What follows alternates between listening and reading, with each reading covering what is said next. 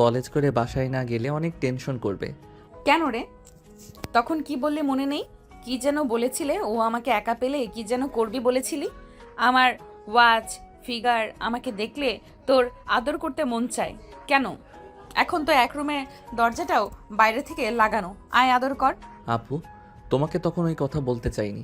বন্ধু বান্ধবের পাল্লায় পড়ে বলেছি, প্লিজ ক্ষমা করে দাও। আর কখনোই তোমাকে বলবো না। এবারের মতো মাফ করে দাও প্লিজ। মাফ কর। মাফ? আর আমি আজ পর্যন্ত কখনো কেউ আমার কাছে মাফ চেয়ে পাইনি, তুইও পাবি না। যা বলতে বলেছি তাই কর, না হলে জ্যান্ত আর বাসায় যেতে পারবি না।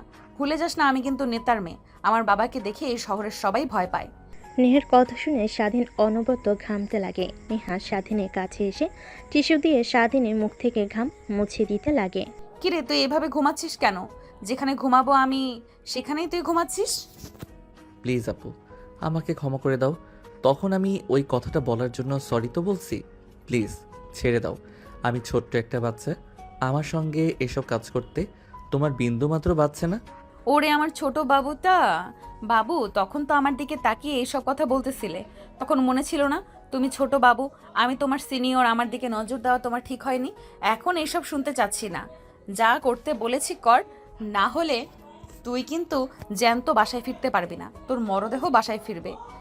নেহার কথায় স্বাধীন অনবরত ঘামতে লাগে। ধীরে ধীরে পিছনের দিকে যেতে লাগে। নেহাই স্বাধীনের দিকে আসতে লাগে। এক পর্যায়ে স্বাধীন গিয়ে দেওয়ালের সঙ্গে পিঠ ঠেকে যায়। আর কোনো রাস্তা খোলা নেই তার জন্য। নেহা স্বাধীনের কাছে এসে স্বাধীনের দুহাত মুষ্টিবদ্ধ করে ফেলে। কিরে, কাঁদছিস কেন ভাই? আমি তো নিজেই তোর কাছে ধরা দিয়েছি, আমাকে আর জোর করে ওইসব করতে হবে না। আয়। দেখো আপু, আমাকে যেতে দাও। না হলে উল্টাপাল্টা কিছু করে ফেললে আবার বাবুর মা হয়ে গেলে আমাকে দোষ দিতে পারবে না। আরে আমি তো এটাই চাচ্ছি তোর কাছ থেকে, বুঝতে পারছিস না? শুরু কর, বাবুর মা বানিয়ে দিয়ে দেখি তোর কত জোর। কথাটা বলে নেহা স্বাধীনের হাত ছেড়ে দেয় এবং নিজের উপর থেকে ওড়না সরিয়ে ফেলে।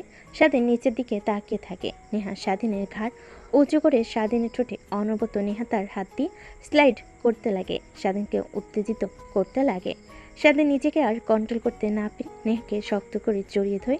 স্বাধীনের এই রূপ দেখে নেহা ভয় পেয়ে যায়। স্বাধীনের দিকে বড় বড় চোখ করে তাকায়, কিন্তু সেই দিকে স্বাধীনের কোনো হেলদোল নেই। আরে কি করছিস? ছাড় দেখি, তোকে ভয় দেখানোর জন্য এখানে নিয়ে এসেছি। প্লিজ উল্টোপাল্টা কিছু করিস না, ছেড়ে দে আমাকে। অনেকবার বলেছি, আপনি আমার কোনো কথাই শুনেননি। এখন আমাকে উত্তেজিত করে উল্টাপাল্টা কথা বলা হচ্ছে। ওয়েট, দেখাচ্ছি। তারপর স্বাধীন নেহাকে ছেড়ে দিতে নেহা দৌড় দিয়ে বের হতে যায় দরজা দিয়ে। স্বাধীন দৌড়ে দরজার কাছে গিয়ে ভেতর থেকে লাগিয়ে দেয়। তারপর নেহাকে পাজা কোলে তুলে খাটের উপর নিয়ে এসে ফেলে দেয়। নেহা ধীরে ধীরে পিছনের দিকে যেতে লাগে আর স্বাধীনকে উদ্দেশ্য করে বলতে লাগে। দেখ, আমি তোর বড় আপুর মতো, প্লিজ কিছু করিস না। তখন তুই আমাকে উল্টাপাল্টা মন্তব্য করায় অনেক রাগ হয়ে যায়, তাই ভেবেছিলাম তোকে শাস্তি দেব বাসায় নিয়ে এসে, কিন্তু এরকম পরিস্থিতি হবে কখনো বুঝতে পারিনি। এখন আর এইসব বলে কোনো লাভ নেই। আপনি আমার কবলে পড়েছেন, বাঁচার উপায় একদমই নেই। এখন নিজে নিজে যদি জানতে ভালো না হলে আমি নিজেই সব কিছু করেছি। দেখ, তুই কিন্তু ভুলে যাচ্ছিস আমি এখানকার নেতার মেয়ে। যদি বাবা জানতে পারে তুই আমার সঙ্গে জোর জবরদস্তি করে এইসব করেছিস, তাহলে তোকে তো মারবেই, সঙ্গে তোর সপরিবারে মেরে ফেলবে কিন্তু। ও আচ্ছা, তাহলে এই ব্যাপার। ওয়েট, এর একটা সলিউশন বের করছি আমি। কথাটা বলে স্বাধীন খাট থেকে উঠে তার পকেট থেকে ফোন বের করে ভিডিও অন করে পাশের টেবিলে রেখে দেয়। তারপর নেহার উপর সে ঝাঁপিয়ে পড়ে। পরে নেহা অনবরত স্বাধীনের হাত থেকে বাঁচার চেষ্টা করে, কিন্তু পারে না। সে কখনোই ভাবতে পারেনি যে স্বাধীনকে শাস্তি দিতে গিয়ে সে নিজে এরকম পরিস্থিতিতে পড়বে। শেষমেশ কোনো উপায় না পেয়ে স্বাধীনের সঙ্গে রেসপন্স করতে লাগে। এইভাবে প্রায় 2 ঘন্টা পার হয়ে যায়। তখনই দরজায় কড়া নাড়তে লাগে। কি রে, 2 ঘন্টা হয়ে গেল, দুজন ভিতরে কি করছিস? নাকি তোর উপরে স্বাধীন ঝাঁপিয়ে পড়েছে? দরজা খোল। নেহা কথা বলতে যাবে, এর আগে স্বাধীন নেহার ঠোঁটের সঙ্গে নিজের ঠোঁট মিশিয়ে দেয়। নেহা অবাক হয়ে যায়। সেইভাবে 5 মিনিট পার হতে স্বাধীন ছেড়ে দেয় নেহাকে। হাঁপাতে হাঁপাতে বলতে লাগে। আপু, প্লিজ দরজা খোলো। নেহা আপু আমাকে বেঁধে রেখেছে, আমাকে অনেক মারছে। প্লিজ দরজা খুলে দাও। কান্না মিশ্রিত কণ্ঠে কথাগুলো বলতে লাগে। সাথী অবাক হয়ে যায় নেহা তার বান্ধবীর উদ্দেশ্যে কথা বলতে যাবে এর আগে স্বাধীন তার হাত দিয়ে নেহাকে চুপ করতে ইশারা করে যে কথা বলতে যাবে। অমনি হাত দিয়ে নেহার মুখ চেপে ধরে, শুধু করতে লাগে। ঠিক তখনই ওই পাশ থেকে নেহার বান্ধবী বুঝতে পারে যে স্বাধীনকে নেহা মারছে, তাই হাসতে হাসতে বলে, না না না, দরজা খোলা একদমই যাবে না। দেখ, সিনিয়র আপুদের দিকে নজর দিলে কি হতে পারে, সেখানে আবার নেতার মেয়ের দিকে নজর দিয়েছিস, একটু তো শাস্তি পেতেই হবে। থাক, যতক্ষণ না নেহা ওকে ছাড়ছে ততক্ষণ আমরা দরজা খুলতে পারবো না। আর নেহা দেখিস, ছেলেটাকে যেন মেরে না ফেলিস। হ্যাঁ, আধমরা করে রাখিস, মরে গেলে আবার কেস হতে পারে আমাদের নামে, তখন আবার কিন্তু উল্টা ঝামেলায় পড়তে হবে। কথাটা বলেই ওই পাশ থেকে নেহার বান্ধবীরা চলে যায়। নেহার অনেক রাগ হতে লাগে, কিন্তু কি আর করার, সে নিজেই সিংহের সামনে এসে নিজেকে ধরা দিয়েছে।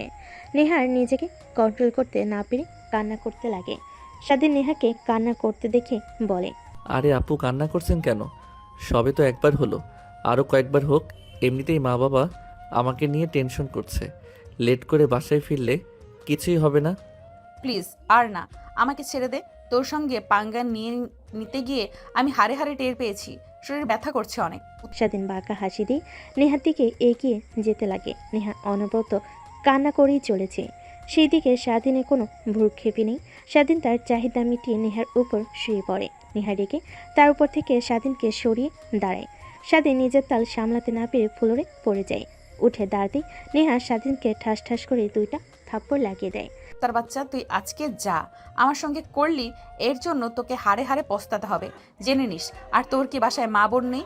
আজ এই জায়গায় যদি তোর বোন হতো তখন কি করতি তুই, জানোয়ারের বাচ্চা? আমি বাবাকে সব কথা খুলে বলবো, তারপরে দেখি তুই কিভাবে এই পৃথিবীতে বেঁচে থাকিস।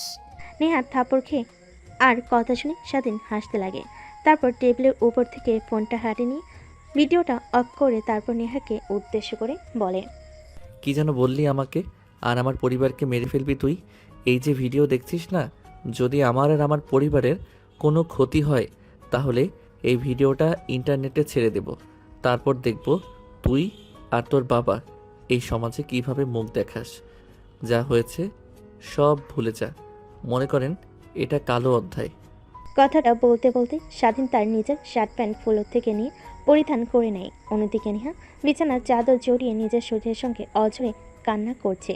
স্বাধীন সেই দিকে আর না দেখে দরজার লক খুলতেই দেখে দরজা খোলা। তারপর বাইরে চলে আসে, দেখে নেহার বান্ধবীরা সবাই দরজার সামনে দাঁড়িয়ে আছে। কি রে, তুই বাহিরে আসলি যে? ও আচ্ছা, নেহার তাহলে তোকে মারা শেষ হয়ে গেছে? কি মেরেছে, এখনো তো অক্ষত রয়েছিস তুই। আমি নেহার জায়গায় থাকলে তোকে একদম মেরে আত্মরা করে ফেলতাম। নেহার বান্ধবীর কথা শুনে স্বাধীন একটা মুচকি হাসি দিয়ে বাড়ি থেকে বের হয়ে যায়। তারপর গাড়ির ভিতর থেকে ব্যাগ নিয়ে হাঁটতে লাগে তার বাসার দিকে। অনেক রাত হয়ে গেছে। ফোনটা হাতে নিয়ে পাওয়ার অন করে দেখে রাত 11টা বাজছে। সঙ্গে সঙ্গে দেখে তার বাবার অনেকগুলো মিসড কল এসেছে। স্বাধীন তড়িঘড়ি করে কল ব্যাক করে। কিরে বাবা, কোথায় তুই? তোকে এতবার ফোন করলাম কিন্তু ফোন রিসিভ করছিস না। রাত 11টা বাজছে, এত রাত অবধি বাইরে ঘোরাফেরা করছিস তুই? জলদি বাসায় আয়, কত চিন্তা করছি আমি আর তোর মা। তাড়াতাড়ি বাসায় আয় বাবা। টেনশন করো না, আমি তাড়াতাড়ি চলে আসছি। এক বন্ধুর বাসায় গিয়েছিলাম, ও ইনভাইট করেছিল ওর বার্থডে পার্টিতে, তাই ফোন পকেটে রেখেছিলাম সাইলেন্ট করে, তাই তোমার ফোন কল দেখতে পাইনি। আমি রওনা দিয়েছি, একটু পরে বাসায় চলে আসব, টেনশন করো না। তারপর স্বাধীন ফোন রেখে দেয়। অন্যদিকে নেহার বান্ধবীরা স্বাধীনের বাঁকা হাসির কারণ বুঝতে পারল না। রুমের মধ্যে উকি মেরে দেখে নেহা বিছানার চাদর জড়িয়ে ধরে কান্না করছে। নেহার বান্ধবীরা যা বোঝার বুঝে ফেলে, দৌড়ে নেহার কাছে এসে বলে, তোকে আগেই বলেছিলাম ছেলেটা ভালো না, ওকে নিয়ে এসব করিস না। বললি না একটু ভয় দেখাবি, এখন নিজের কি অবস্থা করেছিস ভাবতে পারছিস? এবার তোকে কে বিয়ে করবে? তোর বাবা যদি জানতে পারে তাহলে কি হবে জানিস? এই বিষয়টা যদি বাহিরের লোক জানাজানি হয়ে যায় তাহলে তুই আর আঙ্কেল মানুষের সামনে মুখ দেখাতে পারবি না। এই কুত্তার বাচ্চাকে আমি ছাড়বো না। ওর একদিন কি আমারে যে কয়দিন লাগে, ওর ইনফরমেশন বায়োডাটা সব আমি এখনই চাই। আর তোরা রুম থেকে চলে যা, আমি একটু একা থাকতে চাই। দেখ, যা হবার তা হয়েছে, এটা নিয়ে ভেবে আর কোনো লাভ নেই। এখন ভাবতে হবে ওকে কিভাবে শায়েস্তা দেওয়া যায়। আর হ্যাঁ, উল্টোপাল্টা কোনো চিন্তা যেন মাথায় না আনিস। কথাটা বলেই নেহার বান্ধবীরা রুম থেকে বেরিয়ে আসে। নেহা গিয়ে দরজা লাগিয়ে দেয়। তারপর ওয়াশরুমে গিয়ে শাওয়ার ছেড়ে নিচে দাঁড়িয়ে অঝরে কান্না করতে লাগে। কুত্তার বাচ্চা, তোর কারণে আজ আমার এই অবস্থা। তোকে যে কি করব আমি নিজেও ভাবতে পারছি না। আর ওর কি দোষ? করা জায়গায় যে কোনো ছেলে থাকলেই এই কাজটাই করতো। আমারই উচিত হয়নি ওর সামনে গিয়ে এই ব্যবহার করা। নেহা, তুই কিভাবে পারলি একটা ছেলের সামনে গিয়ে ওকে উত্তেজিত করে নিতে? এখন নিজে ওকে দোষারোপ করছিস। স্বাধীন যেখানে স্পর্শ করেছিল প্রত্যেকটা স্থানে সাবান দিয়ে শক্ত করে ডলতে লাগে আর কান্না করতে লাগে। নেহার কথাগুলো নিজেই নিজে ভাবছিল আর মাথায় আঘাত করছিল। দেখতে দেখতে ফ্রেশ হয়ে গোসল করে ওয়াশরুম থেকে বের হয়ে আসে। তারপর পোশাক পরিধান করে বাইরে আসে, দেখে তার বান্ধবীরা ল্যাপটপ অন করে কি যেন করছে। নেহা তাদের পাশে গিয়ে বসে, নিজেকে সামনে বলে, কিরে, কি হয়েছে? সবাই হুমড়ি খেয়ে ল্যাপটপে কি দেখছিস সেভাবে? স্বাধীনকে? ও তো ধর্ষণকারীকে? মানে?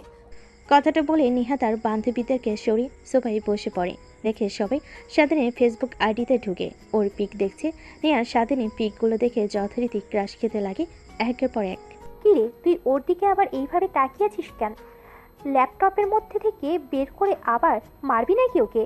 যদি পারতাম তাই করতাম আমি।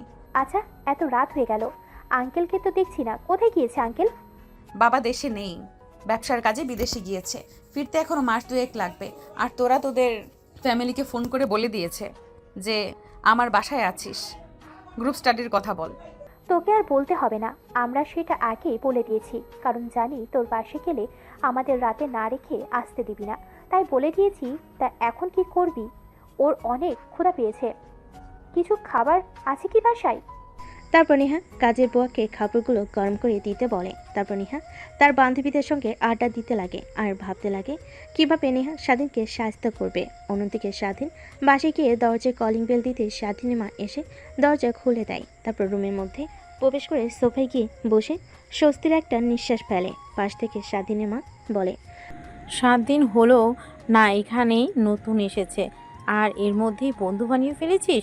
আবার ওর বাসায় গিয়ে বার্থডে পার্টি করিস। একটাবার ফোন করে বলবি না যে বাসায় মা বাবা আছে, অনেক চিন্তা করছে তোকে নিয়ে? সরি মা, আসলে খেয়াল ছিল না আমার। আচ্ছা, খাবারের জন্য কিছু আছে, আমার জন্য বেড়ে আমার রুমে নিয়ে আসো, ফ্রেশ হতে হবে। কথাটা বলে স্বাধীন সোফা থেকে উঠে রুমে চলে যায়। ব্যাগটা খাটের উপর রেখে গামছা আর প্যান্ট শার্ট নিয়ে ওয়াশরুমে চলে যায়। তারপর ফ্রেশ হতে লাগে। ঠিক তখনই নেহার কথা ভাবতে লাগে। আসলে নেহার সঙ্গে কাজটা করা ঠিক হয়নি। কালকে কলেজে গিয়ে সরি বলতে হবে। আবার যদি উল্টাপাল্টা কিছু করে ফেলে তার ফ্যামিলির সঙ্গে কিংবা তার সঙ্গে, এসব ভাবছিল। তারপর গোসল করে ওয়াশরুম থেকে বের হয়ে এসে দেখে টেবিলের উপর ভাত রেখে গিয়েছে তার মা। তারপর খাওয়া দাওয়া করে খাটের উপর শুয়ে ঘুমানোর চেষ্টা করতে লাগে, কিন্তু তার দু চোখে কোনো ঘুম ধরা যায় না।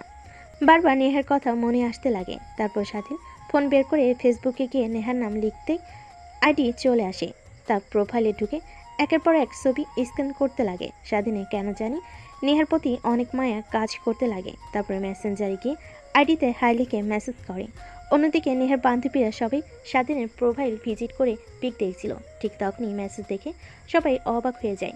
তারপর নেহার বান্ধবী গিয়ে মেসেজ ওপেন করে রিপ্লাই দিতে যাবে, এর আগে নেহা বলে, দেখ, উল্টাপাল্টা একদম কিছু লিখবি না, ঠিক আছে? কিরে, দেখছি তোর স্বাধীনের প্রতি এত কেয়ারিং দেখাচ্ছিস কেন? কি হয়েছে? নাকি দুর্বল হয়ে গেলি? তুই ভালোবেসে ফেললি নাকি? দেখ, কি বলছিস? ভালোবাসা, তাও আবার ওর মতো ছোট লোকের বাচ্চাকে? কখনোই না।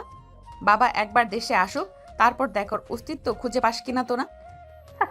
সেই অপেক্ষাতেই রইলাম, দেখি তুমি কি করো। আবার যেন মন মতোই ক্ষতি না পাল্টাই তোর। নেহার অনেক রাগ হতে লাগে তার বান্ধবীদের কথা বলার ধরন দেখে, কিন্তু কিছুতেই বুঝতে দেয় না। তারপর ল্যাপটপটা বন্ধ করে ঘুমোতে যেতে বলে সবাইকে। তারপর সবাই একসঙ্গে ঘুমিয়ে পড়ে। মেসেজের অপেক্ষা করতে লাগে, কোনো তো রিপ্লাই না পেয়ে এসে মনমারা হয়ে ঘুমিয়ে পড়ে। পরের দিন সকালবেলা স্বাধীন ঘুম থেকে উঠে ফ্রেশ হয়ে খাবার দাবার খেয়ে কলেজের উদ্দেশ্যে বেরিয়ে পড়ে।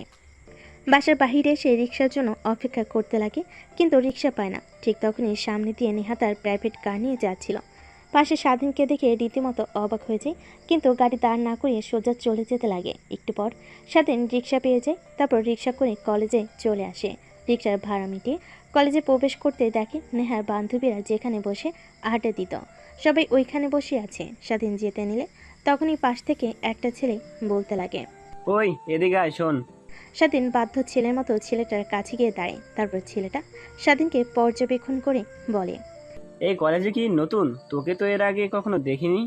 হ্যাঁ ভাই, নতুন বাবা। এই শহরে নতুন পোস্টিং হয়ে এসেছে। সেই সুবাদে আজ আগের এই শহরে ছিলাম। সেই শহর থেকে আমরা সপরিবারে চলে এসেছি। তারপরে এই কলেজে ভর্তি হয়েছি। ও আচ্ছা, তা ভালো। কিন্তু একটা কথা মাথায় রাখবি, আমরা এই কলেজের বড় ভাই। যখন আমাদের সামনে দিয়ে যাবি মাথা নিচু করে আর সালাম দিয়ে যাবি, ঠিক আছে? হ্যাঁ, বুঝতে পারছি। তাহলে এখন একটা কাজ কর, ওই যে দেখছিস মেয়েগুলো, ওর মধ্যে যে একটা মেয়ে টি শার্ট পরে আছে, শার্টের বোতাম খোলা, ওই মেয়ের কাছে গিয়ে তুই প্রপোজ করবি আর বলবি তোমার সঙ্গে রুম ডেট করতে চাই। ছেলেটার দেখানো ইশারা অনুযায়ী স্বাধীন সেই দিকে যেতে লাগে। দেখেন নেহার পাশে বেশ কিছু মেয়ে বসে থেকে আড্ডা দিচ্ছেন। কিরে, তাকে কি ভাবছিস? যা গিয়ে প্রপোজ করবি, আর আমি যেটা বললাম সেটা বলবি, ঠিক আছে? তা না হলে তো বড় ভাইদের কথা না মানার কারণে কলেজে পোলাপানদের দিয়ে অনেক মারাবো বলে দিলাম। স্বাধীন বুঝতে পারে ভাইদের কথা না শুনলে তাকে অনেক মার খেতে হবে, তাই ছেলেটার দেখানো মেয়েদের অনুযায়ী স্বাধীন এগিয়ে যায়। তারপর সেখানে থাকা মেয়েটার কাছে গিয়ে হাঁটু গেড়ে হাতে একটা ফুল নিয়ে মেয়েটার দিকে তাকিয়ে ছেলেটার বলা কথাগুলো বলতে লাগে। সেখানে প্রত্যেকটা মেয়ে অনেক রেগে যায়। নেহার বান্ধবীরা কথাটা শুনে অনেক অবাক হয়। তারপর মেয়েটা স্বাধীনের গলা চেপে ধরে ঠাস ঠাস করে থাপড় মেরে বলতে লাগে, ফকিন্নির বাচ্চা, তুই আমাকে চিনিস? আমি কে? তোর সাহস কি করে হয় আমাকে এই সকল কথাবার্তা বলতে? কি বলি? আমার সঙ্গে রুম ডেট করবি? ফকিন্নির বাচ্চা, সাহস কত? তুই আর জানিস আমি কে? আমার বাবার এই কলেজের প্রিন্সিপাল।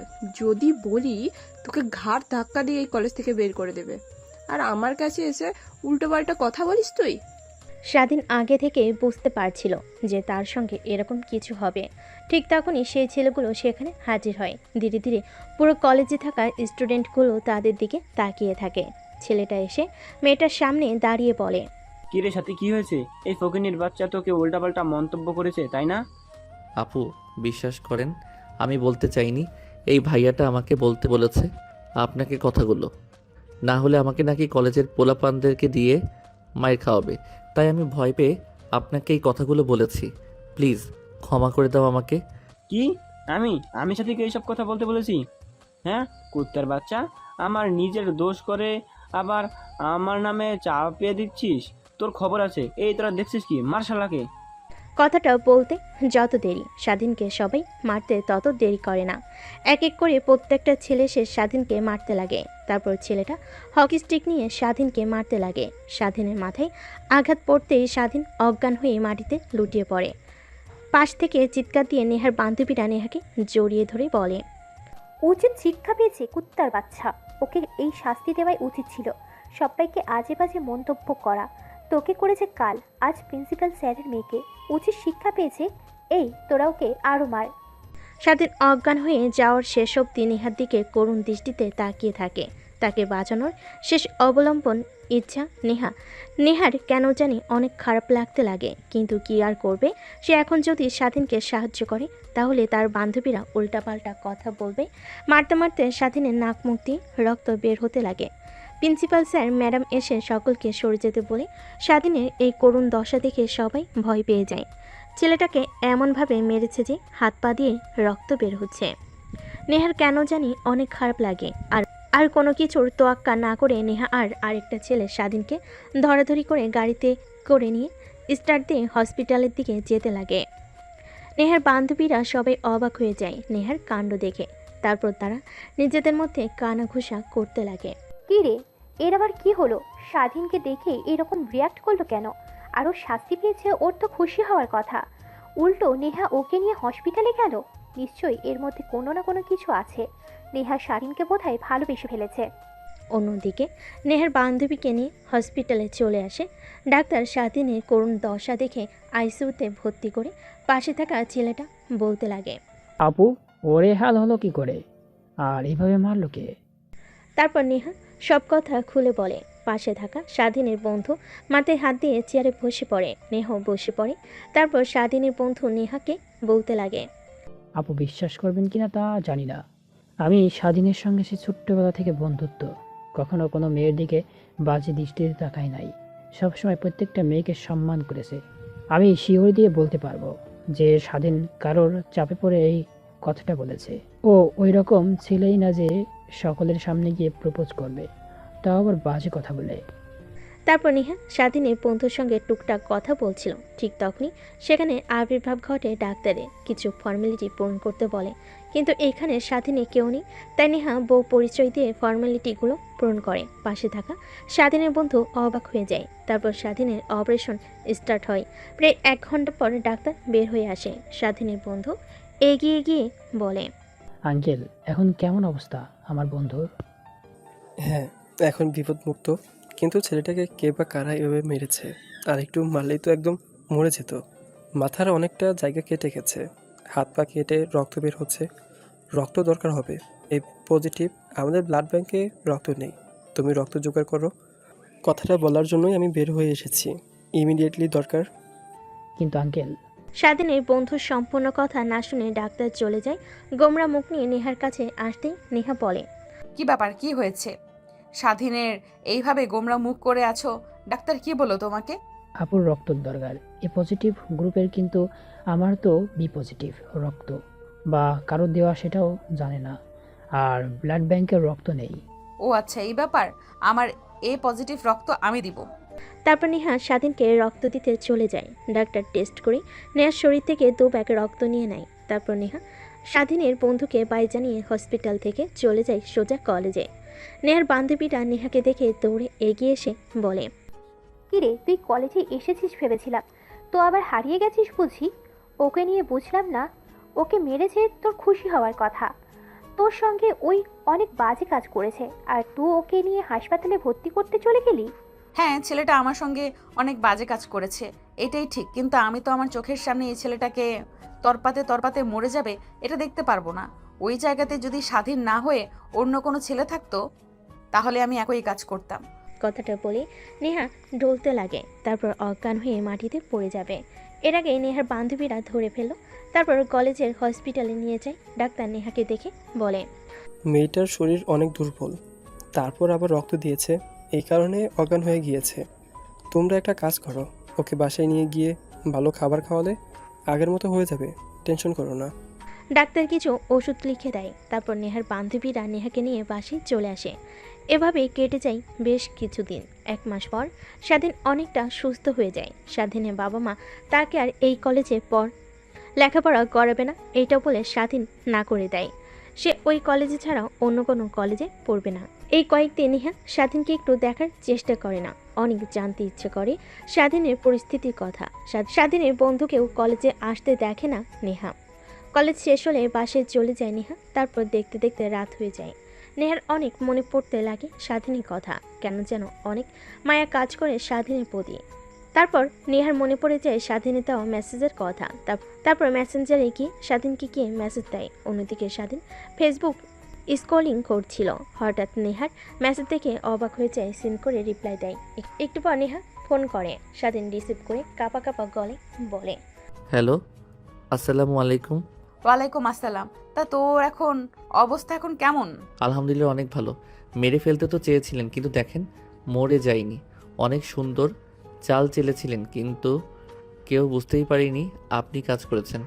টেনশন করেন না, আপনার ভিডিও কখনোই আমি ইন্টারনেটে দেব না। শুধুমাত্র আপনাকে ভয় দেখানোর জন্য কথাটা বলেছি। আমাকে মেরে ফেলেন, সমস্যা নেই, কিন্তু প্লিজ আমার পরিবারের এখনও ক্ষতি করেন না। কি বলছিস তুই? আমি চাল চেলেছি মানে? বিশ্বাস কর, তোকে মারার পিছে আমার কোনো হাতই নেই, বিশ্বাস কর। আমার বিষয়ে আপনার কি আসে যায়? আপনি যদি বলেন আমি আর ওই কলেজে যাব না, অবশ্য মা বাবা আর ওই কলেজে পড়াবে না বলেছে আমাকে। এখনও যদি আপনার রাগ না কমে তাহলে আমাকে বলেন, আমি যাব। আপনি যত খুশি আমাকে মারবেন, আমি কিছুই বলবো না কাউকে। দেখ, তোকে মারের পিছে আমার কোনো হাত নেই, তোকে বলছি, তারপরও বিশ্বাস করছিস না কেন? ভয় পেয়ে না, আমি তখন আসলে ভিডিও করিনি, এমনিতেই ফোন ওইখানে রেখে গিয়েছিলাম। বাদ দিন, আল্লাহ হাফেজ, ভালো থাকবেন। ফোনের ওই পাশ থেকে নেহা অনবরত হ্যালো হ্যালো বলে চলেছে, কিন্তু স্বাধীন ফোন রেখে দেয়। তারপর নেহার অ্যাকাউন্টটা ব্লক করে দেয়। এইভাবে চলে যায় বেশ কিছুদিন। স্বাধীন অন্য আরেকটি কলেজে ভর্তি হয়েছে। নেহা ক্লাস করছিল। ঠিক তখনই জানালার বাইরে দিয়ে তাকিয়ে দেখে স্বাধীনের বন্ধু। নেহা ক্লাস থেকে বের হয়ে স্বাধীনের বন্ধুর কাছে গিয়ে দাঁড়ায়। হাঁপাতে হাঁপাতে বলতে লাগে, কিরে, স্বাধীনের কি হয়েছে? কলেজে দেখছি না ওকে, প্রায় 2 মাস হলো। ও আপু, আপনি তো স্বাধীনকে হাসপাতালে রেখে এসে যে চলে আসলেন, আর দেখতে গেলেন না। ও এই কলেজে পড়বে না, ও অন্য আরেক কলেজে ভর্তি হয়েছে। আমিও আর পড়বো না, স্বাধীন যে কলেজে ভর্তি হয়েছে সেখানে ভর্তি হব। এই কলেজ থেকে টিসি নেওয়ার জন্য এসেছিলাম। আমি যাচ্ছি, আল্লাহ হাফেজ আপু। স্বাধীনের বন্ধু কথাটা বলে নেহার আর কোনো কথা না শুনে কলেজ থেকে বের হয়ে যায়। নেহা ভাবতে লাগে। জিজ্ঞেস করব কোন কলেজে ভর্তি হয়েছে, কিন্তু বলতেই পারলাম না। ছেলেটা আমাকে অনেক ভুল ভাবছে। তারপর নেহা গোমরা মুখ করে ক্লাসরুমে চলে যায়। এক এক করে সব ক্লাস করে বাসায় চলে আসে। মন খারাপ করে টিভি দেখছিল। ঠিক তখনই নেহার বাবা এসে নেহার পাশে বসে বলে, মারে তোর কি হয়েছে? আমি বিদেশ থেকে আসার পর দেখছি তুই কেমন যেন হয়ে গেছিস, একদম কথা বলছিস না, সবসময় চুপচাপ থাকছিস। আমার মেয়ে পুরো বাসা মাথায় করে বেড়াতো, সেই মেয়ে চুপচাপ হয়ে গেছে। কি হয়েছে মা, বল আমাকে। কই বাবা, কিছুই তো হয়নি, এমনি। দেখ মা, তোর মা মারা যাওয়ার পর দ্বিতীয়বার আমি বিয়ে করিনি। সৎ মায়ের সাথে তোর সঙ্গে কেমন আচরণ করবে এর জন্য। আর তুই এমন মনমার হয়ে বসে থাকলে বল আমার কি ভালো লাগে? কি হয়েছে বল, তোকে কোনো ছেলে ডিস্টার্ব করছে? না বাবা, তোমাকে এই শহরের সবাই চেনে, আর তোমার মেয়েকে ডিস্টার্ব করবে এমন সাহস কারো আছে নাকি? এমনিতেই ভালো লাগছে না আমার, তাই বসে আছি। এর থেকে বেশি কিছু না, চলো খাবার খেয়ে নিই। অনেক রাত হয়ে গেছে, তোমার জন্য অপেক্ষা করছিলাম। কই মা, সবে তো মাত্র 9টা বাজে, একটু পর খাবার খাই। আগে না তুই আর আমি রাতভর বসে মুভি দেখতাম, কিন্তু এখন এরকম হয়ে গেছিস কেন? কি হয়েছে বল প্লিজ। আমার কোন আচরণে কষ্ট পেয়েছিস তুই, নাকি টাকা লাগবে বল? না বাবা, কেন জানি এমনিতেই ভালো লাগছে না কিছুতেই, তাই চলো খাবার খেয়ে নিই। তারপর নেহার জোড়াজুড়িতে নেহার বাবা চলে যায় খাবার টেবিলে।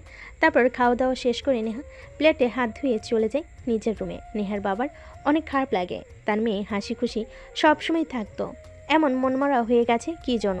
তাই নেহার বাবা তার এক বডিগার্ডকে ডাক দিয়ে নেহার সম্পর্কে সব খুঁটিনাটি বের করতে বলে, কেন এমন মনমরা হয়ে রয়েছে।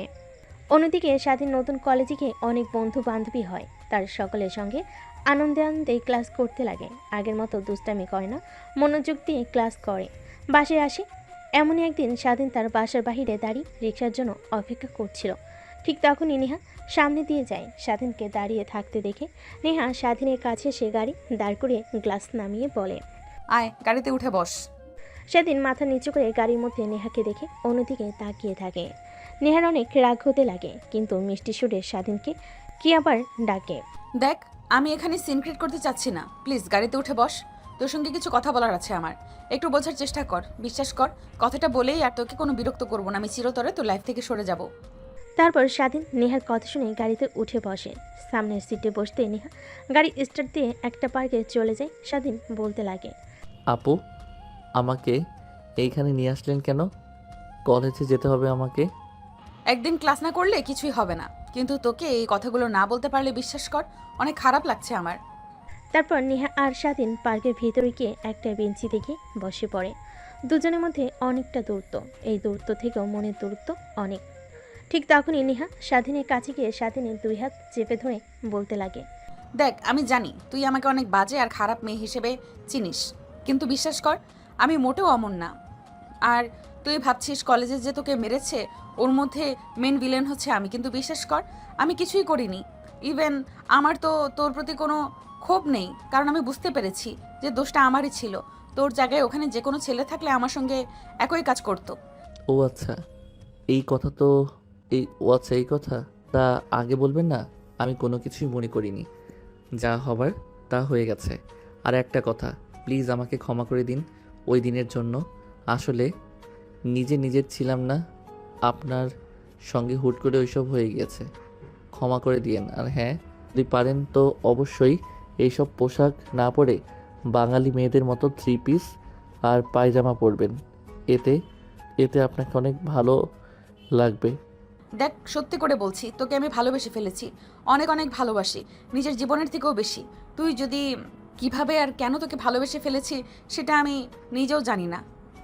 নেহার কথা শুনে স্বাধীন হাসতে লাগে। নেহা স্বাধীনের হাসির দিকে অপলক দৃষ্টিতে তাকিয়ে থাকে। একটু পর স্বাধীন হাসি থামিয়ে দিয়ে বলে, ও রিয়েলি? কোটিপতি বাবার একমাত্র মেয়ে, ও সরি নেতার একমাত্র মেয়ে আমার প্রেমে পড়েছেন? এটা আবার নতুন প্ল্যান বুঝি আমাকে মারার জন্য? আর মারতে হবে না। হ্যাঁ, আমি ভুল করেছি, আপনার কাছ থেকে ক্ষমা চাচ্ছি। তা যদি না মানেন, আমাকে যদি বলেন পুরো বাজারের সামনে আপনার পা জড়িয়ে ধরে মাপ চাইতে, সেটাও পারবো, কিন্তু এই আজে বাজে কথা বলবেন না আর আমাকে। নেহার কেন জানি অনেক রাগ হতে লাগে, রেখে স্বাধীনকে শক্ত করে জড়িয়ে ধরে। স্বাধীন অবাক হয়ে যায়, নিমিষে যেন পুতুলের রূপান্তর হয়। স্বাধীন নেহাকে ধাক্কা দিয়ে সরিয়ে দিয়ে বলে, ধ্যাত, বাজে একটা মেয়ে। আপনার মতো মেয়েকে কখনোই ভালোবাসা যায় না। নিজে ঠিক নেই, বাবার ঠিক নেই। স্বাধীনের বলা কথাগুলো শুনে নেহার অনেক রাগ উঠে যায়। নিজের রাগকে আর কন্ট্রোল করতে না পেরে স্বাধীনের গালে ঠাস ঠাস করে থাপড় লাগিয়ে দিয়ে নিজের চোখগুলো হাত দিয়ে মুছে বলে, আমারই ভুল হয়েছে। তোর মতো একটা ছেলেকে ভালোবেসেছি যে কিনা মেয়ে দেখলেই হুমড়ি খেয়ে পড়ে, দেহের লালসা। আর আমাকে তুই বলছিস আমি বাজে মেয়ে? দেখ, ভালো হয়ে যা। চাই না তোর কারণে আর কোনো মেয়ের জীবনটা নষ্ট হোক। কথাটা বলে নেহা চলে আসতে যাবে, ঠিক তখনই মাথা ঘুরে পড়ে যেতে লাগে। স্বাধীন গিয়ে ধরে ফেলে। নেহা স্বাধীনকে ধাক্কা দিয়ে দূরে সরিয়ে দিয়ে বলে, একদম তুই আমাকে টাচ করবি না, আমি বাজে মেয়ে, তাই না? স্বাধীনে কেন জানি নেহার বলা কথাগুলো তীরের মতো এসে মুখে বাঁধে। তারপর নেহাকে ছেড়ে দেয় না। স্বাধীন নেহাকে বেঞ্চের উপর বসিয়ে দেয়। তারপর দোকান থেকে পানির বোতল নিয়ে এসে নেহার দিকে এগিয়ে দেয়। নেহা পানির বোতল নিয়ে ঢক ঢক করে পানি খেতে লাগে। স্বাধীন এতক্ষণে নেহার দিকে ভালোভাবে তাকিয়ে দেখে। এখন তাকিয়ে দেখে নেহা আগে থেকে অনেকটা চেঞ্জ হয়ে গিয়েছে। চোখের নিচে কালি, বোধহয় অনেক রাত জাগে। দু চোখ লাল মনে হয়, অনেক কান্না করে। আমি ঠিক আছি। আর তুই চলে যেতে পারবি একা, নাকি আমি তোকে কলেজে নামিয়ে দিয়ে আসবো? আমি একাই যেতে পারবো, আর নিজের দিকে খেয়াল রাখবেন। কথাটা বলেই স্বাধীন পার্ক থেকে বের হয়ে রিক্সা নিয়ে কলেজে আর না গিয়ে বাসে চলে আসে। দরজায় কলিং বেল দিতেই স্বাধীনের মা এসে দরজা খুলে দেয়। স্বাধীনের দিকে ড্যাপ ট্যাপ করে তাকিয়ে থাকে। কিরে বাবা, কি হয়েছে আজ এত তাড়াতাড়ি বাসায় চলে আসলে যে? কেন জানি আজকে কলেজ করতে একদমই ভালো লাগছিল না। বাবা, কি হয়েছে তোর? তোকে দেখছি দিন দিন কেমন জানি চেঞ্জ হয়ে যাচ্ছিস। আগের মতো হাসি খুশি নেই, সবসময় গোমরা মুখ করে থাকিস। বল, কি হয়েছে আমাদের? তাই বাসায় চলে এসেছি। আরে মা, কিছুই হয়নি। শুধু শুধু তোমরা আমাকে নিয়ে চিন্তা করছো। ভালো লাগছে না, রুমে গিয়ে একটা ঘুম দিলে ঠিক হয়ে যাব। তারপর স্বাধীন রুমিকে ফ্রেশ হয়ে পোশাক পরিবর্তন করে খাটের উপর শুয়ে ঘুমানোর চেষ্টা করে। উপরের দিকে ফ্যান ঘুরছিল, সেই দিকে তাকিয়ে অতীতে ঝাঁপ দেয়। দোস্ত, কখনো ভাবতেই পারিনি আবার আমাদের দুজনে এভাবে মিল হবে। শুধু শুধু তোর বাবা গিয়েছে দিনের জন্য, সিলেট গিয়েছিল। 2 বছর আমাদের মধ্যে দূরত্ব বেড়ে গিয়েছিল। দেখ, আবার ঠিক হয়ে গিয়েছে। এক কলেজে আবার নতুন করে অধিপত্য শুরু হবে আমাদের। হ্যাঁ, ঠিক বলেছিস। আচ্ছা চল, এখানে আর না দাঁড়িয়ে থেকে কলেজের ভিতরে প্রবেশ করি। দাঁড়িয়ে দাঁড়িয়ে সিনিয়র মেয়েদের দেখি। মেয়েদের আমার অনেক ভালো লাগে। আপনারা হয়তো শুনলে অবাক হবেন, রাইটারেরও সিনিয়র মেয়ে অনেক পছন্দ। আচ্ছা চল, কিন্তু তুই আগের থেকে একদম চেঞ্জ হয়ে গিয়েছিস, জানিস? তারপর স্বাধীন আর তার বন্ধু ভিতরে প্রবেশ করে কলেজে একটা গাছের নিচে গিয়ে দাঁড়িয়ে সিনিয়র মেয়েদের দিকে দেখতে লাগে আর আজে বাজে কথা বলতে লাগে স্বাধীন। ঠিক তখনই সামনে দিয়ে নেহা আর নেহার বান্ধবীরা যায়। নেহার দিকে তাকিয়ে বলতে লাগে, এর জন্যই সিনিয়র মেয়েদের ভালো লাগে আমার। দেখ কি ফিগার, একদম হট। যদি একবার কাছে পাইতাম তাহলে বাচ্চার মা বানিয়ে দিতাম। স্বাধীনের বলা কথা নেহার কানে গিয়ে পৌঁছায়। পেছনের দিকে তাকাতে স্বাধীন ভয় পেয়ে সেখান থেকে দূরে সোজা ক্লাসরুমে চলে যায়। নেহা গিয়ে প্রত্যেকটা ক্লাসরুম খুঁজে দেখতে লাগে। এক পর্যায়ে স্বাধীনের ক্লাসরুমে চলে আসে। তারপর স্বাধীনকে নিয়ে নেহার বান্ধবীরা জোর জবরদস্তি করে গাড়িতে তুলে নেহার বাসায় নিয়ে যায়। বাকিটা তো আপনারা জানেনই। স্বাধীনের ভাবান্তরের সে তো ঘটে ফোনের শব্দ শুনে। ফোনটা হাতে এনে দেখে তার বন্ধু ফোন করেছে। কিরে, আজকে কলেজ আসলি না যে? আর পর্দাকে দেখলাম নেহাপুর সঙ্গে বসে আছি। স্বাধীন কথা শুনে অনেকটা ভয় পেয়ে যায়। আমতা আমতা করে বলে।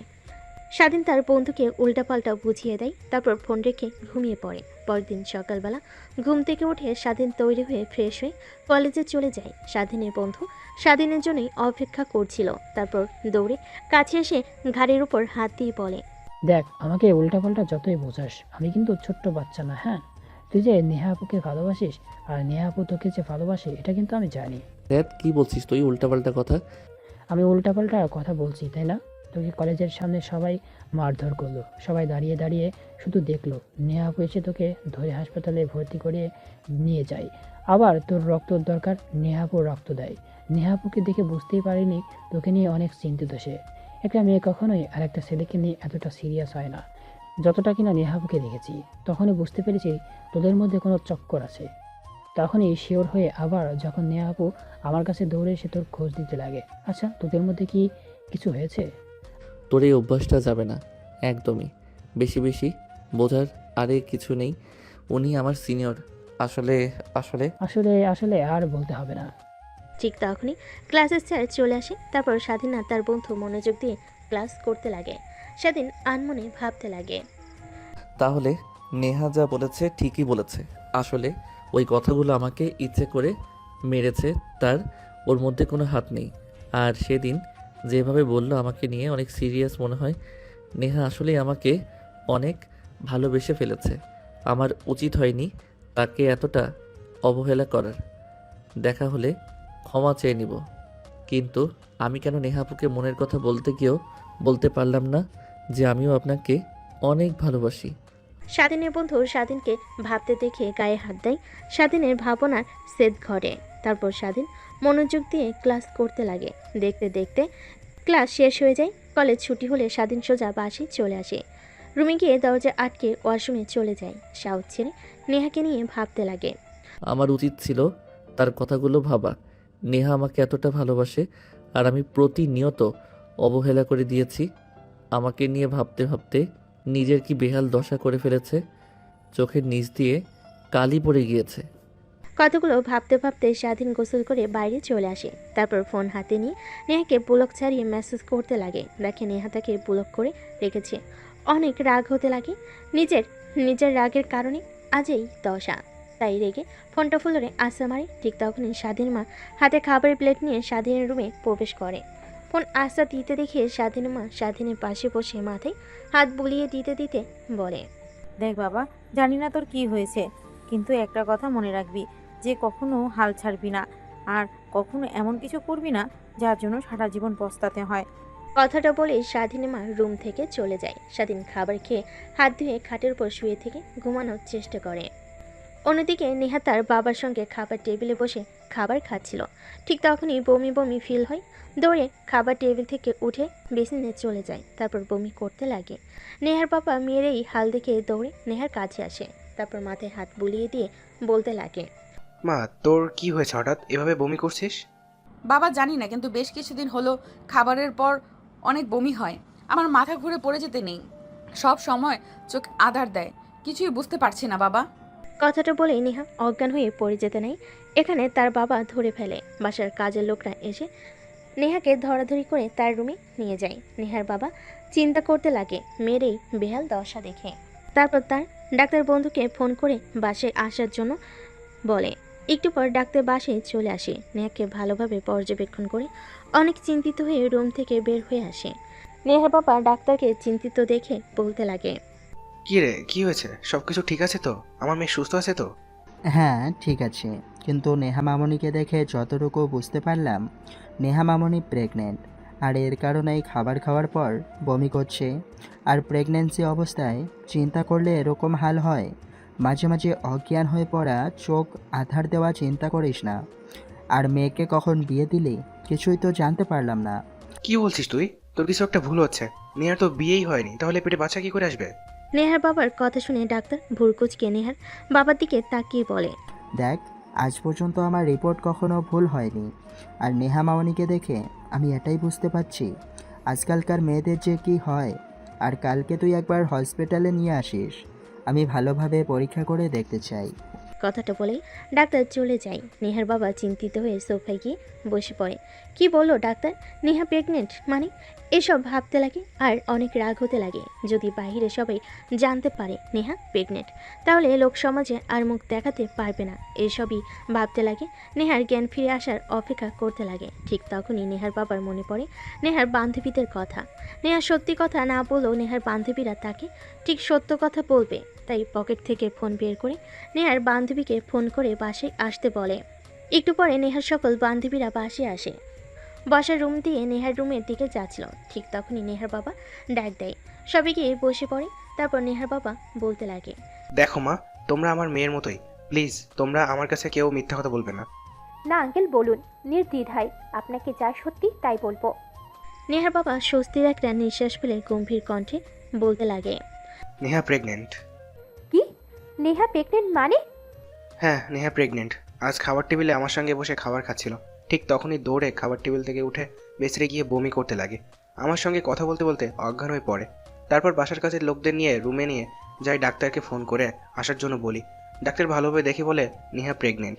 প্লিজ মা, তোমরা আমার কাছ থেকে কিছু লুকিও না, যা সত্যি তা বলো নির্দ্বিধায়।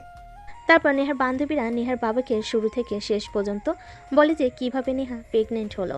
নেহার বাবা কথাগুলো শুনে অনেক রাগ হতে লাগে, রেগে বলতে লাগে, ওই ছোট লোকের বাচ্চার খবর আছে, আমার মেয়ের দিকে তাকানো ওই কুত্তার বাচ্চার আর ওর পরিবারকে একদম ধুলোয় মিশিয়ে দিব আমি।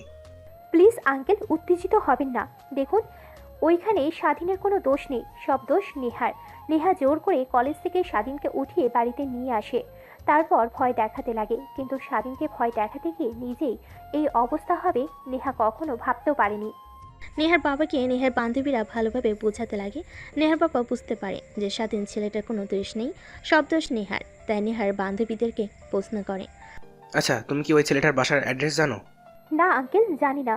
প্লাস বেশ কিছুদিন ধরে স্বাধীনকে কলেজে দেখতে পাচ্ছি না। কলেজে মারামারি হয়েছিল সকল ছেলেদের, স্বাধীনকে অনেক মেরে এরপর থেকে কলেজে আসে না। হয়তোবা অন্য কোনো কলেজে ভর্তি হয়েছে কিংবা শহর ছেড়ে চলে গিয়েছে, দেখছি না। শুধু এটুকুই জানি, নাম স্বাধীন। এইটুকু হলেই চলবে। আর তোমরা কেউ জানো নেহাকে বলো না যে ও প্রেগনেন্ট। ফিরলে ওর সঙ্গে সব হাসি মুখে কথা বলবে, ওকে যেন কিছু বুঝতে দিও না। ঠিক আছে আঙ্কেল। তারপর নেহার বাবা সেখান থেকে বের হয়ে যায়। বডিগার্ডকে সারাদিনে ইনফরমেশন বের করতে বলেন। কোন দিক দিয়ে নেহার বান্ধবীরা সবাই নেহার রুমে চলে যায়। দেখে নেহা খাটের উপর শুয়ে আছে। রুমের মধ্যে কারোর উপস্থিতিতে টের পেয়ে নেহা তাকাই দেখে তার বান্ধবীরা।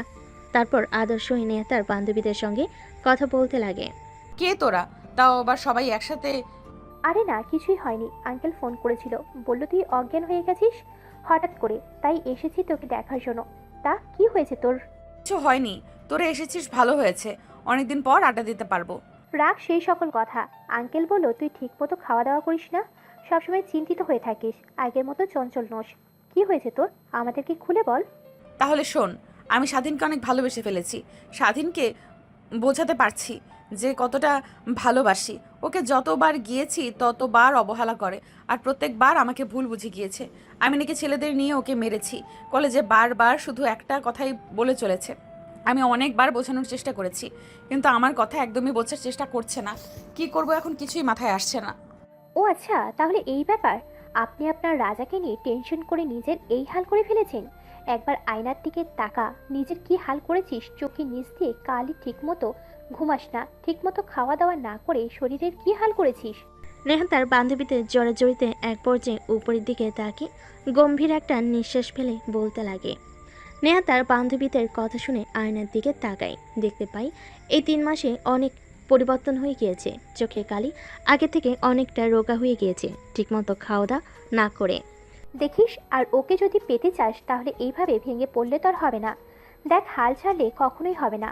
আর আমি যা মনে করি, স্বাধীন তোর জন্য একদমই পারফেক্ট না। অনেক ছোট, তোর থেকে প্রায় 2 বছরের জুনিয়র। আর তুই না আমাদেরকে বড় বইলা বলেছিলি যে ওকে শেষ করে ফেলবি।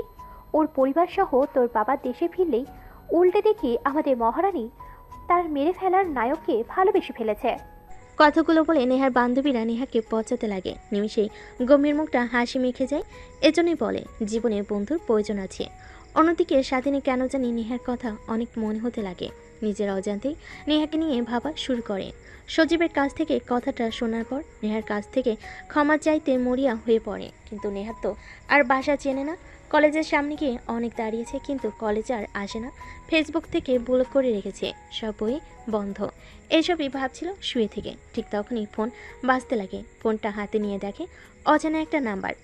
কানের কাছে নিতেই বলতে লাগে, আসসালামু আলাইকুম। কে? শালা, আমার নাম্বার তো সেভ করা নেই। আমি সজীব। ও তুই? তা কি মনে করে? কিরে, তোর কি হয়েছে? ঠিকমতো কলেজে আসিস না, আসলেও আলমোনা হয়ে থাকিস। আমি সারাক্ষণ দেখি রুমের বাইরেও বের হোস না। আগে প্রত্যেক দিন পাড়ার মাঠে জাতীয় ক্রিকেট খেলার জন্য, এখন তাও যাস না। কি হয়েছে আমাকে খুলে বল। আর তোর জন্য একটা সারপ্রাইজ আছে, বাসার নিচে আই। দেখ, ভালো লাগছে না। আমার ঘরের ভিতর থাকতেই অনেক ভালো লাগে। কিছু বললেই বল, আর আমার রুমে আয়। নেহা আপুর অ্যাড্রেস খুঁজে পেয়েছি। কি? সত্যি? হ্যাঁ সত্যি, নিচে আয়। কথাটা শুনে স্বাধীন আনন্দিত হয়ে খাট থেকে উঠে পড়ে। তারপর ওয়াশরুমে গিয়ে ফ্রেশ হয়ে পোশাক পরিবর্তন করে বাইরে চলে আসে। এসে দেখে সজীব দাঁড়িয়ে আছে বাইক নিয়ে। তারপর সজীবের বাইকে উঠে বসে পড়ে। একটু পর একটা আলিশান বাসার সামনে গিয়ে বাইক দাঁড় করে। সজীব বাড়ির দিকে ইশারা করে বলে, স্যার, এটা আপনার সিনিয়র গার্লফ্রেন্ডের বাড়ি। ধ্যাত শালা, কি বলছিস? তুই গার্লফ্রেন্ড মানে আমার সিনিয়র আপু হয়? বলে যাস না তুই কিন্তু নেহা। হ্যাঁ ভাই, আর বলতে হবে না। একটা মেয়ের জন্য পাগল রাতে ঠিকমতো ঘুমায় না, সবসময় বাসায় পড়ে থাকেন, আবার বলেন সিনিয়র আপু। তোর মুখ মেরে ভেঙে দিব শালা। আরে সত্যি বলছি, শুধুমাত্র ক্ষমা চাওয়ার জন্য এখানে এসেছি। ক্ষমা চেয়ে সোজা বাসায় চলে যাব। তারপর স্বাধীন আর তার বন্ধু বাসা নিচে দাঁড়িয়ে বোঝার চেষ্টা করে কোনটা নেহার রুম। কিন্তু আলিশান বাড়ি অনেকগুলো রুমের মধ্যে কিভাবে বুঝতে পারবে যে কোনটা নেহার রুম? এভাবে অনেকটা সময় পার হয়ে যায়, কিন্তু নেহার দেখা পায় না। আরে শালা হয়েছে তোর, বসে থাকতে থাকতে তোর মশার রক্ত খেয়ে পুড়িয়ে ফেলবে। এখন তো অন্তত চল, মনে হয় নেহা বাসায় নেই। আমার কেন জানি মনে হচ্ছে নেহা বাসায় আছে, আর একটু পরে বেলকনিতে আসবে। হ্যাঁ ভাই, আপনি তো জ্ঞানী, আপনি ভবিষ্যতও জানেন, তাই না? ভবিষ্যৎবাণী করেন আর ভাব থাকেন যে নেহা ঠিক আসবে। চললাম, বসে থেকে মশার কামড় খেতে পারবো না আর। এতক্ষণ দাঁড়িয়ে থাকলি, আর একটু দাঁড়িয়ে থাক প্লিজ। দেখ, যা করার তাড়াতাড়ি কর। তুই নিজেও তো বললি যে ভালোবাসিস না, তারপর আবার তাকে দেখার জন্য এখানে অপেক্ষা করছিস। আর তুই কি ভাবছিস এখান থেকে নেহাকে ডাকলে ওই বেলকনিগুলো থেকে ভাবছিস তোর ডাক শুনতে পাবে? বলদ কোথাকার, বললেই পারিস যে অনেকদিন হলো নেহাকে দেখিস না, দেখার জন্য এসেছিস তুই। ঠিক আছে ভাই, আমি নেহাকে ভালোবাসি আর ওকে দেখার জন্য এসেছি। এবার তো অন্তত চুপ করো। তারপর স্বাধীন আর স্বাধীনের বন্ধু নিচে দাঁড়িয়ে থেকে অপেক্ষা করতে লাগে। একটু পর নেহা বেলকনিতে আসে কফির মগ হাতে নিয়ে ফ্রেশ হওয়ার জন্য। অনেকদিন পর তার বান্ধবীদের সঙ্গে আড্ডা দিয়ে কেন জানি অনেক ভালো লাগছে। কফি নিয়ে বেলকনিতে দাঁড়িয়ে প্রাকৃতিক মনোরম পরিবেশ উপভোগ করতে লাগে। অন্যদিকে স্বাধীন নেহাকে বেলকনিতে আসতে দেখে তার মুখের আচমকায় হাসির রেখা টানে। সে ভালো করে জানে এখান থেকে নেহাকে ডাকলে কখনো শুনতে পারবে না। তারপর বিতা ডাকতে লাগে, আরে ভাই, মারবি নাকি তুই? ভুলে যাস না, নেহার বাবা এখানকার নেতা, আশেপাশে তার অনেক বডিগার্ড ঘোরাফেরা করে। যদি কেউ দেখতে পাই যে এখানে দাঁড়িয়ে থেকে নেহা নেহা বলে রাখছিস, তোকে তো মারবে, সঙ্গে আমাকেও মেরে ফেলবে। ভাই, এবার অন্তত চুপ কর। তারপর স্বাধীন চুপ হয়ে যায়। নেহা যতক্ষণ বেলকনিতে দাঁড়িয়েছিল ততক্ষণ মন ভরে দেখে নেয়। চলে যেতে গাড়ি করে স্বাধীন বাসায় চলে আসে। রাতে নেহাকে নিয়ে অনেক কল্পনা করতে লাগে যে সে নেহাকে ভালোবেসে ফেলেছে। যেভাবেই হোক সরি বলে নেহাকে আপন করে নিতে হবে। ভাবতে ভাবতে স্বাধীন ঘুমিয়ে পড়ে। অন্যদিকে নেহার বাবা স্বাধীনের সম্পর্কে সব কিছু পেয়ে যায়। পরদিন সকাল হতে স্বাধীন যখন কলেজে চলে যায়, নেহার বাবা স্বাধীনদের বাসায় আসে। তারপর স্বাধীনের বাবা মার সঙ্গে কথা বলতে লাগে। স্বাধীনের মা বাবা ছেলের এরকম কাণ্ড দেখে অবাক হয়ে যায়। তারা নিজেরাই বিশ্বাস করতে পারে না, কিন্তু এত বড় একটা নেতা প্লাস বিজনেসম্যান তাদের বাসায় এসে কথাটা বলেছে, অবশ্যই সত্যি হবে। আর তারপর তারা নিজেদের মধ্যে আরও কিছু কথা বলে একটা সিদ্ধান্ত নেয়। এভাবে পেরিয়ে যায় দিনটা। রাতের বেলা নেহা খাবার টেবিলে বসে ফ্রুটস খাচ্ছিল। ঠিক তখনই পাশ থেকে নেহার বাবা বলতে লাগে, মারে, আমি তোর বিয়ে ঠিক করেছি আমার বন্ধুর ছেলের সঙ্গে। কথা দিয়ে এসেছি আমি, আগামী শুক্রবার তোর বিয়ে। হাতে মাত্র 2টা দিন, আর বিয়েটা পারিবারিকভাবে হবে। আর তোর বান্ধবীদেরকে আসতে বলিস। নেহা তার বাবার কথা শুনে অবাক হয়ে যায়। কি বলছে তার বাবা? হাত থেকে কাটা ফল পড়ে যায়। ড্যাব ড্যাব করে নেহা তার বাবার দিকে তাকিয়ে থাকে। বাবা, কি বলছো তুমি? তোমার মাথা ঠিক আছে? আমি তাও আবার বিয়ে করব? অসম্ভব, এখন পারবো না। আমি কথা দিয়ে এসেছি, আর তুই ভালো করে জানিস আমি কখনোই আমার কথা নড়চড় করি না, এখনো করব না। কিন্তু বাবা, আমি লেখাপড়া করছি, এই সময়ে বিয়ে, আর আমি অনেক বড় হওয়ার ইচ্ছে আছে। বাবা, তুমি আমাকে বিয়ে দিও না। আর দেখ, তোর কাছ থেকে কোনো কথা শুনতে চাচ্ছি না আমি। আমার বন্ধুদেরকে কথা দিয়ে এসেছি, আর ওরা বিয়ের সব কাজ শুরু করেছে। তুই যদি বিয়ে না করিস তাহলে তুই আমার মরা মুখ দেখবি, এই কথাটাই বলে দিলাম। কথাটা বলেই নেহার বাবা খাবার টেবিল থেকে উঠে চলে যায়। নেহা অঝরে কান্না করতে থাকে। বারবার স্বাধীনের কথা কেন জানি মনে হতে লাগে। ঘরে গিয়ে দরজা আটকে দিয়ে কান্না করতে লাগে। অন্যদিকে স্বাধীনের বাবা মার সঙ্গে বসে খাবার খাচ্ছিল। এমন সময় স্বাধীনের বাবা বলতে লাগে, বাবা, আমি আর তোর মা একটা ডিসিশন নিয়েছি, ঠিক করেছি। তুই বাসায় থাকিস না, ঠিক মতো বাসায় আসলে রুমে থাকিস। সারাক্ষণ তোর মা একা, আমি অফিসে চলে যাই। তাই আমি আর তোর মা সিদ্ধান্ত নিয়েছি তোকে বিয়ে দেব আমার এক বন্ধুর মেয়ের সঙ্গে। আর কোথাও দিয়ে এসেছি, আগামী শুক্রবার তোর বিয়ে। বাবা কি বলছো? তুমি মাথা ঠিক আছে? সবেমাত্র কলেজে উঠেছি আমি, আর আমার বিয়ে দেবে মানে? আর কে আমার মতো একটা ছেলেকে তার মেয়ের হাত তুলে দেবে? আর আমি বিয়ে করতে পারবো না তোমাকে, সাফ বলে দিলাম। আমি দেখ, কথা দিয়ে এসেছি আমি আমার বন্ধুকে, আমি আমার এক কথা একদম নড়চড় করতে পারবো না। বাকিটা তোর ইচ্ছা। তুই যদি বিয়ে না করিস তাহলে আমার আর তোর মায়ের মরা মুখ দেখবি, এই বলে দিলাম। কথাটা বলে স্বাধীনের মা আর বাবা চলে যায় খাবার টেবিল থেকে। স্বাধীনে অনেক খারাপ লাগতে লাগে তার মা বাবার উপরে। খাবার না খেয়ে হাত ধুয়ে রুমে চলে আসে, ভাবতে লাগে নেহার কথা। কি করবে সে? তার বাবা মাকে কি বলে নেহার কথা যদি বলে, তারা তো আর মেনে নিতে পারবে না। আর নেহার বাবা কি কখনো মানতে পারবে? আমি সামান্য একটা ছেলে, আর তারা কোটিপতি। আর নেহাকে গিয়ে এখন কথাটা বলে নেহা যদি না মেনে নেয়, তখন কি হবে? নাকি বাবা মার কথাই রাখবে? এইসবই ভাবতে লাগে স্বাধীন। দোটানার মধ্যে পড়ে যায়, কি করবে কিছুই বুঝতে পারে না। পরদিন সকালবেলা নেহা ঘুম থেকে উঠে কেন জানি নেহার মনে হয় যে তার মধ্যে আরও একটি প্রাণ জন্ম নিচ্ছে। তারপরে একটা কাজের মেয়েকে ডাক দিয়ে নিয়ে আসে নেহা। তার হাতে কিছু টাকা দিয়ে প্রেগনেন্সি কিট কিনে নিয়ে আসতে বলে। এটা দেখে কাজের মেয়ে নেহার দিকে ড্যাব ড্যাব করে তাকিয়ে থাকে। কি ব্যাপার আপা, আপনি এটা দিয়ে কি করবেন? দরকার আছে, আর এই নে কিছু টাকা। চুপ, কাউকে কিছু বলবি না। আর যদি কাউকে কিছু বলিস তাহলে তোকে এই বাড়ি থেকে বের করে দেবো কাছ থেকে। ঠিক আছে আপামনি, কাউকে বলবো না। তারপর কাজের মেয়েটা বাড়ি থেকে বের হয়ে যায়, ফার্মেসি থেকে প্রেগনেন্সি কিট কিনে নিয়ে আসে। তারপর নেহা প্রেগনেন্সি টেস্ট করতে অবাক হয়ে যায়। ফ্লোরে বসে অযোধ্যারে কান্না করতে লাগে। এখন কি হবে? বাবাকে গিয়ে কথাটা বললে বাবা তো আমাকে মেরে ফেলবে। কি করবে এখন? কথাটা ভাবতেছিল আর কান্না করতেছিল। নেহার বাবা খাবার টেবিলে সে নেহাকে দেখতে পায় না। তারপর কাজের মেয়েকে ডাক দিয়ে বলে, নিহামা কি এখনো ঘুম থেকে ওঠেনি? এত বেলা হয়ে গেছে, যা তো ওকে ডেকে নিয়ে আয়। স্যার, নেহা আপামনি তো অনেক সকালেই উঠেছে, দরজা লাগিয়ে রেখেছে। অনেক ডাকাডাকি করছি কিন্তু খুলছে না। কি, দরজা খুলছে না? আর তুই আমাকে এখন বলছিস? কথাটা বলে নেহার বাবা দৌড়ে নেহার রুমের সামনে চলে যায়। তারপর দরজায় নক করতে লাগে, কিন্তু দরজা খুলে না। নেহার বাবা অনেক ডাকাডাকি করতে লাগে। নেহা নিজেকে সামনে নেয়, ওয়াশরুম গিয়ে মুখ ধুয়ে দরজা খুলে দেয়। নেহার বাবা রুমে প্রবেশ করে নেহাকে জড়িয়ে ধরে কান্না করতে লাগে। মারে প্লিজ, আমাকে তুই ভুল বুঝিস না। আমি যা করছি তোর ভালো জন্যই করছি। বাবা, তোমাকে একটা কথা বলার আছে আমার। হ্যাঁ মা, বল। তারপর নেহার বাবা সোফায় বসে পড়ে। নেহা তার বাবার পায়ের কাছে বসে পা জড়িয়ে ধরে কান্না করতে করতে বলে, বাবা, একজনকে আমি অনেক ভালোবাসি, আর তুমি হয়তো জানলে অবাক হবে যে তার সন্তান আমার পেটে। কথাটা বলে নেহা চুপ হয়ে যায়, কারণ সে জানে তার বাবা এখন তাকে অনেক বকাবকি করবে। কিন্তু তার বাবার কোনো রেসপন্স না দেখে মুখ তুলে তাকায়। বাবা, আমি তাকে ছাড়া বাঁচবো না। প্লিজ তুমি তোমার বন্ধুর সঙ্গে বিয়ে দিও না আমাকে। নেহার কথা শুনে নেহার বাবা হা হা করে হাসতে লাগে। নেহা তার বাবার হাসি দেখে অবাক হয়ে যায়। কি ব্যাপার, তুমি হাসছো কেন বাবা? আচ্ছা, ছেলেটার নাম কি স্বাধীন?